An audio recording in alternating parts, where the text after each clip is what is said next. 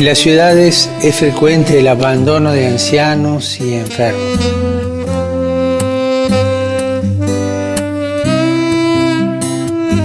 ¿Podemos ignorarlo?